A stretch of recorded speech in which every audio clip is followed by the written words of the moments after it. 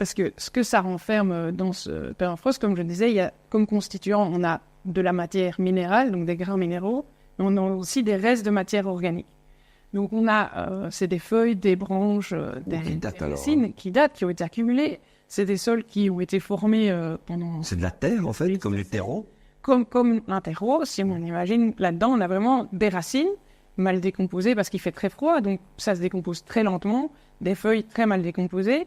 Et à l'époque où ces sols se sont formés, il faisait froid, et donc chaque fois que la végétation mourait, ça s'accumulait, et ça gelait quasi directement, et donc on appelle ça du permafrost qui se forme au fur et à mesure. Donc il y a un terme pour ça, c'est syngénétique, ça veut dire qu'il a été formé en même temps que le sol était formé, ce permafrost. Et donc ça s'est quasi directement piégé, ça a été gelé. Donc c'est comme si on met directement ça au congélateur. Sauf que maintenant, on a retiré la prise.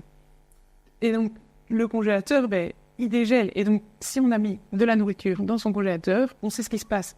Ça, si je pars en vacances, qu'il y a une coupure de courant et que je reviens, il y a un écosystème de malades je vais ouvrir le truc, il va y avoir des insectes, ça va pulluler dans tous les sens. Alors, c'est ça qui se passe? C'est un peu ça qui se passe. Là, c'est bien pour la biodiversité, non? Je sais pas, Alors, il y a toute une vie qui s'active parce qu'effectivement, il fait plus chaud, mais cette matière organique, donc c'est les restes de feuilles, de branches, de racines qui sont tout d'un coup dégelés. Ils se décomposent. Ils peuvent se décomposer puisque les micro-organismes qui sont présents peuvent les décomposer. Ils en ont besoin et donc ils les décomposent. Mais il y a quoi dans cette matière organique? C'est du carbone organique.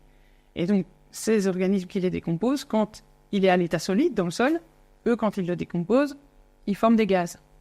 Ils forment des émissions de carbone sous forme de gaz à effet de serre qui sont du CO2 ou du méthane. Ah. Et ça, c'est pas sous forme de gaz à la base. Donc, dans le permafrost, c'est pas des gaz qui sont piégés. C'est pas un... On entend parfois parler d'une bombe ou... Donc ça, c'est pas correct. Ce qui se passe, c'est que ces gaz, ils sont formés par l'action des micro-organismes qui ne se produit qu'à cause du dégel. Et une fois qu'ils sont formés, eh bien, il y a des fissures dans le sol, ils peuvent être réémis dans l'atmosphère. Donc c'est ça le problème. C'est ça qu'au niveau global, c'est ce que je disais, il y a soit des phénomènes locaux, mais il y a aussi un phénomène global, c'est qu'il y a un stock de carbone dans le permafrost qui est en train de dégeler.